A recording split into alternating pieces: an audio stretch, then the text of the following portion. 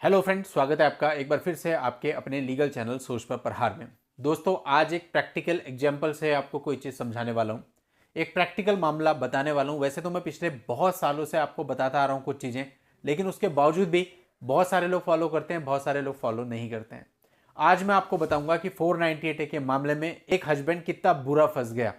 अभी कोई ऑप्शन नहीं है और दोस्तों, मामला शुरू होने से पहले ही बहुत ज़्यादा पैसा खर्च हो चुका है। ऐसा क्यों हुआ? केवल एक मिस्टेक के कारण। दोस्तों, पहले ना हम चीज़ों को समझ लेते हैं, क्योंकि मैंने देखा कि जो न्यू कमर होते हैं उनको यही समझ नहीं आता कि प्रोसीजर चलेगी कैसे। देखिए, होता क्या है कि पत्नी शुरुआत में आपके खिलाफ एक कंप्लेंट देती है पुलिस में। उस कंप्लेंट पर काउंसलिंग होती है। काउंसलिंग के बाद 90% केसेज में पत्नी कह देती है मुझे पुलिस से एफआईआर चाहिए, तो आफ्टर काउंसलिंग आपकी एफआईआर दर्ज हो जाती है। लेकिन दोस्तों, कुछ मामले ऐसे भी होते हैं जहां पुलिस को प्राइमा फेसिया लगता है कि नहीं, इसमें कोई एफआईआर नहीं बन रही और एफआईआर पुलिस नहीं करती या किसी और रीजन से एफआईआर नहीं करती, मतलब इन शॉर्ट एफआईआर नहीं होती। तो ऐसे में जो लड़की होती है वो जाकर के कोर्ट में कंप्लेंट केस फाइल कर देती है 498 का। और दोस्तों, कंप्लेंट केस पे भी मैंने काफ़ी सारे वीडियो बनाए हैं। अब सारी धाराएं लगी हैं 498 और उसके साथ जो भी लगती हैं, और एक कंप्लेंट केस हुआ उसमें आपको कॉग्निजेंस हो जाता है। अब कॉग्निजेंस जब आपको हो जाता है दोस्तों, तो यहां पर 99% लोग क्या करते हैं, एंटीसिपेटरी बेल लेते हैं और एंटीसिपेटरी बेल लेने के बाद केस को लड़ने लगते हैं। यह तरीका पूरे तरीके से गलत है। और बहुत सारे स्टेट ऐसे भी हैं जहां पे 498 में कंप्लेंट केस में आपको बेल मिलती भी नहीं, जैसे कि झारखंड और बिहार में कुछ जगहें ऐसी हैं जहां के बहुत मामले हमारे पास रहे कि लोअर कोर्ट में 498 में एंटीसिपेटरी बेल फाइल करते हैं, परिवार वालों को तो मिल जाती है लेकिन हस्बैंड को नहीं मिलती, फिर उनको हाई कोर्ट में जाना पड़ता है। और इवन इससे पहले मैंने जो वीडियो बनाया था वहां दिखाया था आपको कि 498 की बेल हाई कोर्ट ने भी रिजेक्ट कर दी। वो वेस्ट बंगाल का मामला था और उस मामले में ऑनरेबल सुप्रीम कोर्ट से हमने एंटीसिपेटरी बेल कराई थी। आप सोचिए, तो कहने का मतलब सिर्फ एंटीसिपेटरी बेल के लिए उन्हें माननीय सुप्रीम कोर्ट तक जाना पड़ा। अब दोस्तों, आज की इस वीडियो में आपको ऐसा ही एक मामला और बताने वाला हूं जहां पे 498 और अन्य धाराओं में हस्बैंड और उसके परिवार वालों का कॉग्निजेंस हो गया। इसके बाद उन्होंने जो एज यूजुअल किया जाता है कि जाकर के आप एंटीसिपेटरी बेल ले लो। एंटीसिपेटरी बेल में गए, परिवार वालों की बेल हो गई लेकिन हस्बैंड की बेल नहीं हुई। अब हस्बैंड ने अपनी तरफ से बेल फाइल करी ऑनरेबल हाई कोर्ट में। अब वहां पर हाई कोर्ट ने क्या किया, हाई कोर्ट ने पूरे मामले के तथ्य और परिस्थिति को देखा और बेल तो ग्रांट कर दी लेकिन कंडीशनल बेल दी। देखो, एक पति जो कि पिछले बहुत सालों से फंसा हुआ होता है, उसको कुछ समझ नहीं आ रहा होता कि मैं क्या करूं।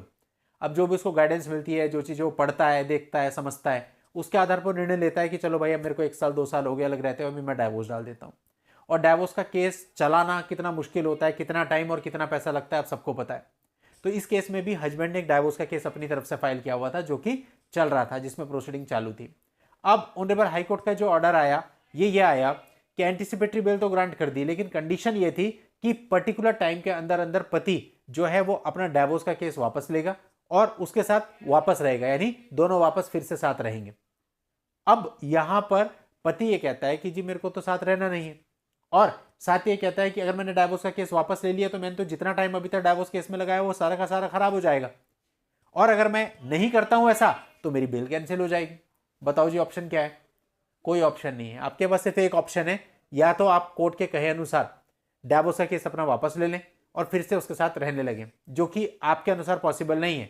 दूसरा एक लास्ट ऑप्शन यही है कि आप अब सुप्रीम कोर्ट में जाएं, वहां से एंटीसिपेटरी बेल लें, इस ऑर्डर को वहां पर चैलेंज करें। अब फाइनली उन्होंने हमको अप्रोच किया कि सर सुप्रीम कोर्ट में इसको चैलेंज करना है। सोचिए दोस्तों, अब एंटीसिपेटरी बेल के लिए जस्ट हम अगले 2-4 दिन में ऑनरेबल सुप्रीम कोर्ट में मूव करने वाले हैं। यानी कि क्या फायदा आपको मिला? अब मैंने कंप्लेंट केस पे जो वीडियो बनाया था उसमें आपको समझाया था कि जब आपका कॉग्निजेंस ऑर्डर हो जाता है तो उस कॉग्निजेंस ऑर्डर को आप चैलेंज कर दीजिए सेशन कोर्ट में अलोंग विद स्टे पिटीशन। जब वो वहां पे आप चैलेंज करेंगे तो एक अलग से आपका केस सेशन कोर्ट में चलने लगेगा और लोअर कोर्ट की जो प्रोसीडिंग होगी उस पर लग जाएगा स्टे। जब तक रहेगा स्टे तब तक आपको जाना भी नहीं है और तब तक आपको बेल भी लेने की आवश्यकता नहीं है। और सेशन कोर्ट में जब आपका मामला चलेगा तो उन लोगों को सेशन कोर्ट में भी एडवोकेट हायर करना पड़ेगा, जिससे उन लोगों पे भी प्रेशर पड़ेगा और उनको भी लगेगा, क्योंकि कॉग्निजेंस कराने में बहुत सारे स्टेट ऐसे हैं जहां पे 1 साल 1.5 साल 2 साल भी लग जाते हैं। और अभी उन लोगों का केस स्टे हो गया, अब स्टे भी 1 साल रहे 2 साल रहे कुछ नहीं पता, तो आदमी डिमोटिवेट हो जाता है और आदमी फिर ये सोचता है कि इससे ज्यादा बेहतरी तो निपटाने में। आपने साइकोलॉजिकली उनको ब्रेक कर दिया और अधिकतर यही देखा जाता है कि आपकी जो आपने चैलेंज किया था रिवीजन अपील के थ्रू, उसके डिस्पोजल होने से पहले पहले आपका सेटलमेंट हो जाता है। तो दोस्तों, तरीका तो यही है, या फिर सिंपल आप ऐसे भी कर सकते हो कि जो कॉग्निजेंस ऑर्डर आपका आया उसे सीधा 482 सीआरपीसी में क्वेश्चन के लिए उस ऑर्डर को डाल दीजिए अलोंग विद स्टे पिटीशन, वहां से स्टे ले लीजिए, तब भी बात वही है कि आपको लोअर कोर्ट में ना अपीयर होना पड़ेगा, ना बेल लेनी पड़ेगी, जब तक कि स्टे रहेगा। और स्टे लंबा चलता है, और जो वो पिटीशन आपने चैलेंज करा है, चाहे क्वेश्चन के थ्रू करा है, चाहे सेशन कोर्ट में किया है, उसमें कम से कम मिनिमम से मिनिमम 1.5-2 साल लगने बड़े स्वाभाविक हैं, और कुछ स्टेट में और भी ज़्यादा। तो इतने टाइम में पार्टी का ब्रेकडाउन हो जाता है, कि पहला ब्रेकडाउन तो उनका वहीं हो जाता है जब पुलिस उनकी एफआईआर नहीं करती। अब सेकेंडली, उन्होंने साल भर मेहनत करके, वकील साहब को उनकी फीस भी दी होगी, और भी खर्चे होते हैं, वो सारे करके किसी तरह से कॉग्निजेंस ऑर्डर करवाया, 1.5 साल लग गए, 2 साल लग गए, और इसके बाद मामला चला गया स्टे में। तो दोस्तों, ये आपके लीगल राइट हैं, देयर इज नथिंग इलीगल, इसमें इलीगल कुछ भी नहीं है, बिल्कुल लीगल रास्ता है, जो आपके पास अधिकार है, आप कर सकते हो। अब चॉइस आपकी है कि आपको एंटीसिपेटरी बेल लेकर के इस तरह की परेशानी में पड़ना है, या फिर आपको दूसरा रास्ता चूज करना है। बहुत समझाते हैं हम लोगों को, आपको एंटीसिपेटरी बेल की नीड नहीं है। वो बंदा 5 बार बात करता है, 5 बार सेम क्वेश्चन पूछता है, 5 बार हम लोग सेम जवाब देते हैं, 6ठी बार बोलता है मैंने एंटीसिपेटरी बेल फाइल कर दी और सर मेरे पे ये कंडीशन इंपोज हो गई, अब मैं क्या करूं। तो कोई रास्ता दोस्तों इसका नहीं है, केवल आपको समझाया जा सकता है, आपके अधिकार बताए जा सकते हैं, लेकिन आप उसको कैसे एग्जीक्यूट करते हैं ये पूरे तरीके से आपके ऊपर है। तो मुझे ऐसा लगता है कि इस वीडियो के माध्यम से जो चीज़ें मैं आपको समझाना चाह रहा था, आपको अच्छे से समझ में आई होंगी। दोस्तों, जिस तरह से आपने इस चैनल को हमेशा से प्यार दिया है, आगे भी देते रहिए, और सब्सक्राइब करते रहिए, वीडियोज को आगे शेयर करते रहिए, ताकि अवेयरनेस बढ़ती रहे, और कोई भी आदमी ऐसा ना हो जिसको इन सब चीज़ों के बारे में ना पता हो और वो कोई स्टेप ले ले, किसी से भी कोई गलती ना हो। सबका टाइम बचाना, सबका जीवन बचाना आप सबका कर्तव्य है। चलिए दोस्तों, आज के इस वीडियो में इतना ही। नेक्स्ट वीडियो में नई जानकारी के साथ मैं आपसे फिर मिलता हूं, तब तक के लिए goodbye and thank you for watching. Take care.